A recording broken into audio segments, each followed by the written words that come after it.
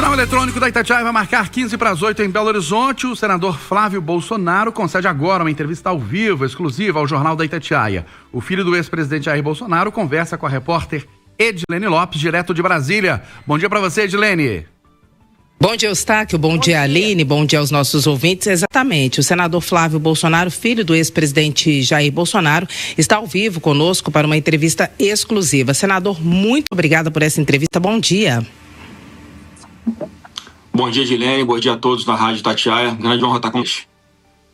A gente é que agradece. Senador, em relação ao tarifaço, que é a questão mais emergente, daqui a pouco é o dia 1º de agosto, e os senadores estão numa missão nos Estados Unidos. O senhor acredita que esse tarifaço de fato vai ser aplicado? E a missão dos senadores, o senhor crê que vai vingar?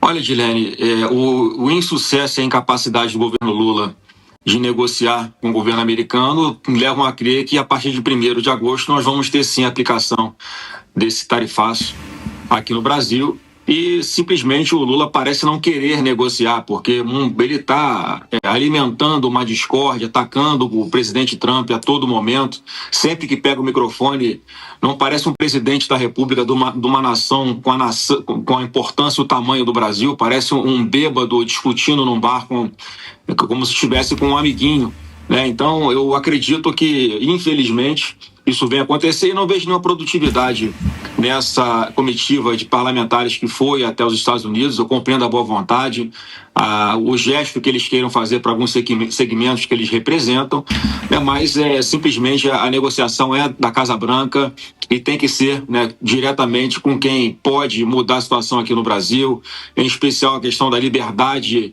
que nós abdicamos de ter lá na íntegra aqui no Brasil.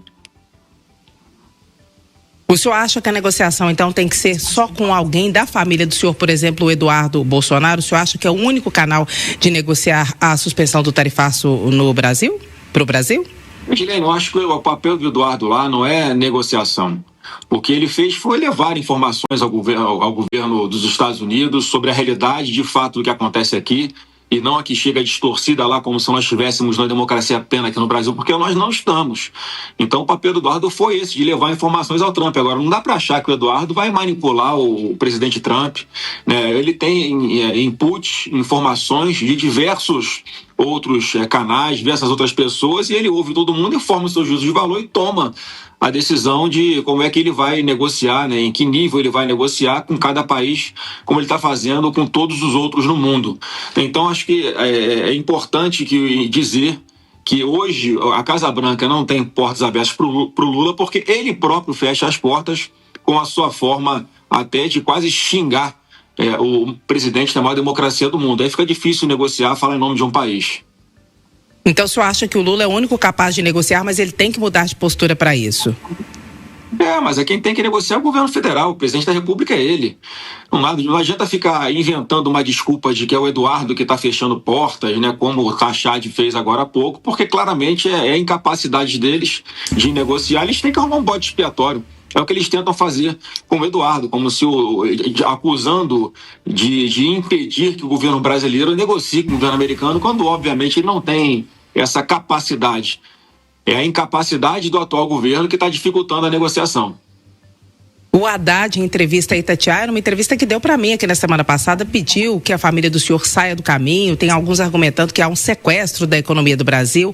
Qual que é a resposta do senhor para isso? Olha, Jenny, o que foi sequestrado aqui no Brasil foi a nossa democracia, sequestrada por Alexandre de Moraes, principalmente, com tudo que ele vem fazendo já há alguns anos, atacando a liberdade de expressão, fazendo um cerco a parlamentares que são de direita, em especial ao Bolsonaro, e ele que está levando o Brasil para esse caminho muito difícil de ser resgatado, e o que está acontecendo agora é os Estados Unidos sinalizando que querem nos ajudar a resgatar do cativeiro a democracia que foi colocada ali, em especial por Alexandre de Moraes. Então não dá para ele querer ficar inventando mais uma vez, né, um bode expiatório, uma desculpa que o Eduardo está inviabilizando alguma coisa, quando quem está inviabilizando a negociação toda é o próprio Lula, com as suas falas desastrosas, com a sua proximidade com ditaduras como o Irã. Como é que o presidente da República tem porta fechada na maior democracia do mundo, que é os Estados Unidos, e, no entanto, é um convidado de honra para a posse do ditador do Irã, quando ele mandou o seu vice, Geraldo Alckmin, para prestigiar aquela ditadura. Então a gente vê que a política externa do Lula está completamente equivocada, é uma coisa trágica, e os brasileiros é que estão pagando o preço por isso. O senhor avalia que as medidas de Donald Trump são mais uma resposta à posição do BRICS, que neste ano é presidido pelo Brasil, ou são também uma questão relacionada à situação do seu pai e ao STF aqui no Brasil? O que pesa mais? Regiane, para mim está muito claro que são as duas coisas, né? Se o Trump não tivesse uma empatia com o presidente Bolsonaro, já que ambos aí foram presidentes durante uma pandemia, ambos sofreram um processo de perseguição por parte da máquina pública dos seus respectivos países, e os dois sofreram um atentado às suas vidas. O meu pai com uma facada aí em Juiz de Fora, em Minas Gerais, e o presidente Trump lá com um tiro de raspão na orelha nos Estados Unidos. Então, óbvio que ele se coloca no lugar do presidente Bolsonaro, ele sente a dor que eu acho que o presidente Bolsonaro está sentindo aqui agora. A diferença é que aqui a gente não tem a quem recorrer. Eu vou usar, Edilene, o que o ministro Zanin, enquanto advogado do Lula, falava lá atrás. Não há mais remédio eficaz para cessar violações de direitos humanos aqui no Brasil. Portanto, foi necessário ir lá fora buscar esse remédio amargo. E a forma que esse remédio está sendo medicado, aí não está no nosso controle. É o presidente Trump que vai medindo isso. E, obviamente, como eu disse, além de todas as falas desastrosas, eu acho que foi fundamental, sim, essa proposta do Lula de acabar com o dólar como sendo a moeda padrão para negociações internacionais, o que fere de morte lá os interesses americanos.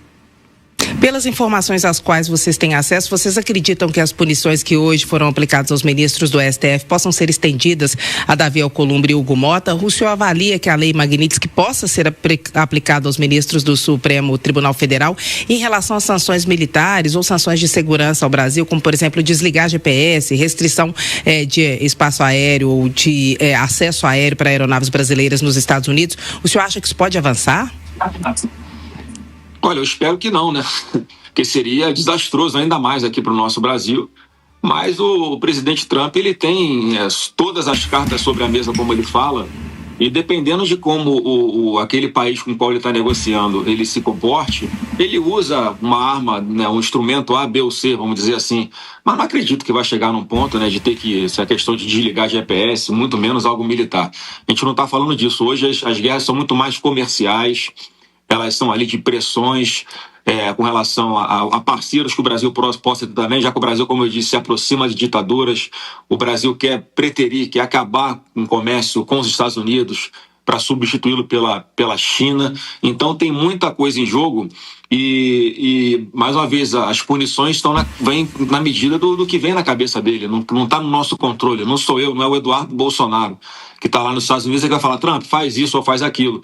Dependendo da reação que o Lula está tendo, por exemplo, aqui, ou da reação que o Alexandre de Moraes continuar tendo com relação à direita aqui no Brasil, eu não sei, sinceramente, qual é o instrumento que ele vai usar de pressão aqui. E eu falo o seguinte: a gente não tem que esperar, Edilene, chegar num ponto de ser uma Venezuela, onde as pessoas fogem de lá com fome, fogem da opressão, da perseguição.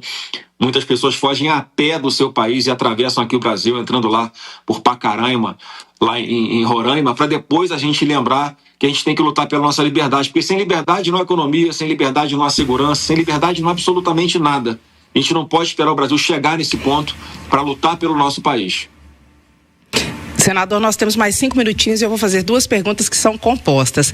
Qual que é a expectativa de vocês em relação às manifestações do dia 3 e do dia 7? Está confirmada a presença do seu pai na motociata que deve acontecer na terça-feira aqui, com motociclistas que vieram participar do Moto Week que está sendo realizado aqui na capital federal?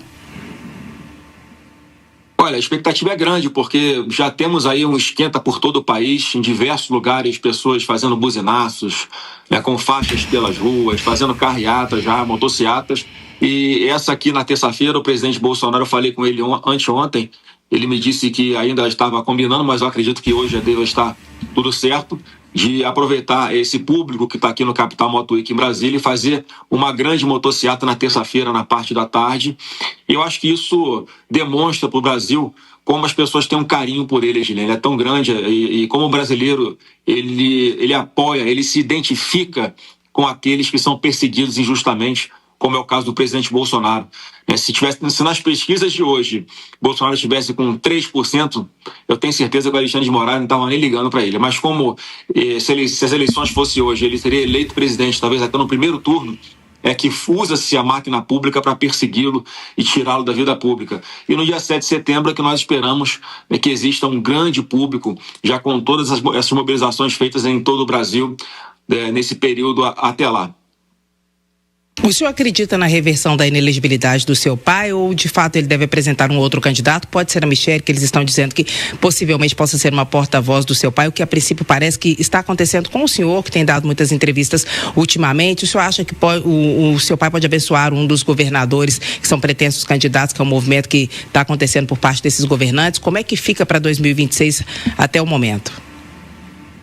Olha, o Lula estava preso, condenado por corrupção, um dos maiores desvios, né, de dinheiro público da nossa história, com dezenas de pessoas que fizeram delações, devolveram dinheiro e admitiram, né, todo esquema que existia durante o governo Lula. No entanto, ele foi tirado de dentro da cadeia e colocado ali para disputar a eleição. Por que uma pessoa honesta como o presidente Bolsonaro, isso também não pode acontecer? Ele não pode, né, caiu um lapso aqui de bom senso em algumas autoridades em Brasília, porque hoje o que o Bolsonaro tem são duas inelegibilidades, né, uma por conversar com embaixadores e outra por falar num carro de som do pastor Silas Malafaia aqui em Brasília, no 7 de setembro, portanto, algo completamente esdrúxulo, descabido, em que comprova a perseguição que o Bolsonaro sofre até hoje. Então, Edilene, para mim, o candidato é o presidente Bolsonaro. Eu acredito sim que as coisas podem mudar, já que a condenação dele é uma condenação política. Eu acredito que mudando o cenário político, a situação dele possa se reverter. Senador, para fechar, a gente tem um minutinho. O senhor tem reunião marcada com o Alcolumbre, com o Mota? O que o senhor vai dizer nesses encontros quando o senhor encontrar com eles? E o que o senhor espera de resposta? Helene, nós vamos fazer uma reunião da nossa bancada de senadores aqui essa semana, talvez amanhã ainda, para a gente conversar, né, quais vão ser as prioridades que nós vamos estabelecer para a volta do recesso. Eu acho que o presidente Davi Alcolumbre ainda não está em Brasília, ele está viajando com a família. Como eu também estava, e voltei para cá para ficar perto do meu pai. Então a gente vai primeiro traçar ali qual vai ser o nosso objetivo, mas eu tenho para mim que tem alguns projetos importantes que têm que ser votados no Congresso, porque a solução para o problema da taxação de 50% não está nos Estados Unidos, está aqui no Brasil, e o Congresso pode resolver desde que não haja ameaça do Alexandre de Moraes contra o Congresso Nacional de declarar as medidas que sejam aprovadas no Congresso Constitucional, no Congresso Nacional, como inconstitucionais. Essa é a normalidade que nós vivemos hoje, que eu não vou admitir jamais continuar normalizando todos os absurdos e atrocidades que o ministro Alexandre de Moraes vem estabelecendo ao longo dos últimos tempos. Então vamos conversar com o presidente Davi Alcolumbre, porque ele é uma peça-chave na resolução de todo esse problema, e eu confio que ele é uma pessoa ponderada, de bom senso, e que precisa, em algum momento, olhar aqui para a sua responsabilidade como presidente do Congresso Nacional e não cometer os erros que cometeu o Rodrigo Pacheco enquanto estava sentado na cadeira aí de presidente do Congresso Nacional, que parece que dava uma espécie de seguro para o Alexandre de Moraes fazer o que faz, com a certeza de que jamais sofreria um processo de impeachment no Senado Federal. Eu tenho certeza que isso encorajou demais o Alexandre de Moraes a chegar até esse ponto de destruir a nossa democracia, como ele fez, atacando os seus pilares, atacando a liberdade de expressão, o devido processo legal, a ampla defesa, usando a máquina pública para perseguir adversários políticos, colocando na cadeia gente inocente, condenando apenas absurdas, que nem traficante de drogas e estuprador é condenado nesse país. Então, eu acredito muito que o Davi Alcolumbre faça diferente. Temos 30 segundos, senador. O senhor acha que pelo andar da carruagem, o pai do senhor, o ex-presidente Jair Bolsonaro, pode chegar a ser preso? Olha, qualquer um pode ser preso. Até você hoje pode ser presa, Edilene, se você falar alguma coisa que desagrade o Alexandre de Moraes, você concorda? Porque hoje ele faz o que ele quer. Ele tem mais de 40 pedidos de impeachment no Senado Federal, e os descumprimentos da Lei 1079, que é a lei de impeachment, são muito claros. Em especial, quando ele não se declara suspeito de julgar determinado caso, sabendo-se que ele é suspeito para isso. Isso é uma causa de impeachment de ministro do Supremo muito objetiva, prevista na Lei 1079. E a última que ele fez foi essa, de abrir um processo contra Eduardo Bolsonaro e o Jair Bolsonaro, onde ele acusa o Eduardo de estar nos Estados Unidos buscando sanções contra ele, Alexandre de Moraes. Quer dizer, como é que uma pessoa como essa pode presidir um inquérito onde ele supostamente é uma vítima? Então está tudo errado no país. É por essa liberdade que nós estamos lutando aqui no Brasil e, se Deus quiser, vamos ter vitória. Senador Flávio Bolsonaro, filho do ex-presidente Jair Bolsonaro, muito obrigada por essa entrevista, senador. Eu que agradeço. Um bom dia a todos.